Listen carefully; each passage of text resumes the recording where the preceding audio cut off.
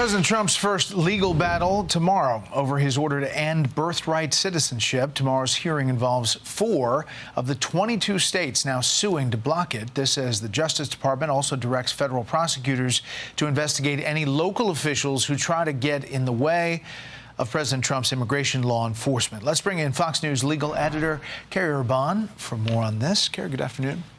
So this deals with the 14th Amendment. This deals with birthright citizenship, an illegal immigrant who could come to the country, give birth, and then that child becomes a U.S. citizen.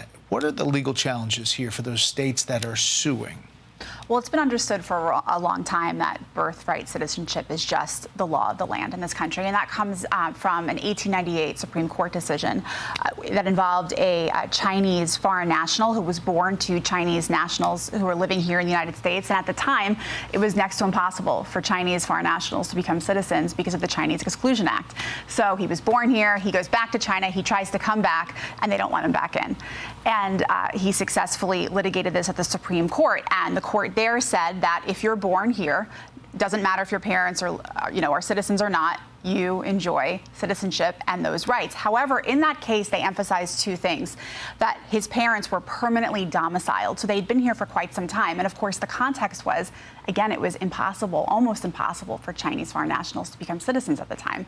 And then 2, and this was the controversial aspect back in 1898, the Supreme Court ignored 2 previous Supreme Court decisions that had said the opposite, that children born to aliens were not citizens. And they said, well, that really didn't come into play in the decisions themselves, which was true. So we're just going to ignore that as just, talk around it. So here we are, over 100 years later, and this has been debated for a long time. And there are scholars on both sides of the aisle. I think it's going to be an uphill battle, but I think the long game strategy here from the Trump team is to hopefully get it before the Supreme Court and see if we can get some clarity on it.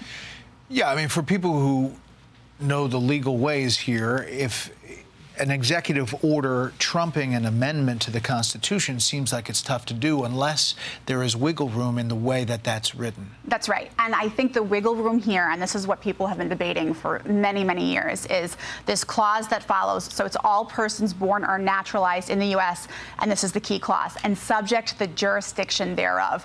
What does that mean? Is it subject to the jurisdiction of the United States or of, a different country? And at the time when this was written, the 14th Amendment was written, a Michigan senator gave speeches around that clause and specifically said it excluded aliens. It was meant to address the fact that enslaved people were not considered citizens and their children. So it was meant to undo a very bad Supreme Court decision at the time. Right. But that's the interesting context that I don't think a lot of people know, that the senator who wrote it said, no, this doesn't include aliens. And so we'll see if it gets to the Supreme Court. They don't have to take it up if it gets there, but if they do, could be an interesting decision. All right, so let's put on your former DOJ hat and you look at this order to kind of go after local officials who get in the way of President Trump's immigration orders. It's a pretty significant directive. The fact that DOJ is directing all 93 U.S. attorneys' offices across the country to investigate and possibly prosecute any state or local actor who interferes in federal law enforcement, enforcing the laws on the books, and not just enforcing immigration law, but any requests from the federal government or the like. So think about what that could mean.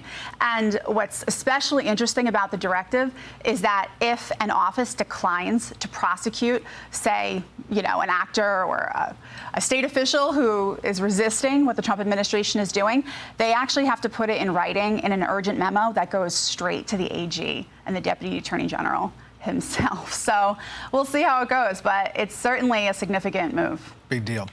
Kerri, as always, thank you. Thank you. Hey everyone, I'm Emily Campagno. Catch me and my co-hosts Harris Faulkner and Kaylee McEnany on Outnumbered every weekday at 12 p.m. Eastern, or set your DVR.